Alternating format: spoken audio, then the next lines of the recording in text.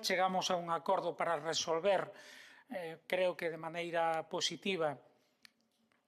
un problema que se abriu a partir da publicación dos mapas competenciais. No caso da Galiza afectaba de transporte terrestre por estrada, no caso da Galiza afectaba 23 concellos, decenas de miles de persoas. Chegamos a un acordo sobre a base de que aqueles traxectos que sexan realmente interiores os deban asumir as administracións competentes, que son as administracións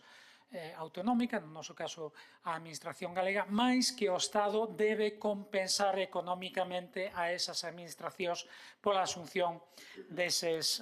servizos e de calquera maneira, se por calquera razón xustificada a administración galega non quere asumilo, o Estado deberá manter eses servizos, é dicir, que de ninguna maneira poderá suprimilos, porque o que non nos parecía aceptável é que a cidadanía perdese servizos públicos cos que conta hoxe en día, cando o obxectivo debe ser que cada vez teña máis que os aumente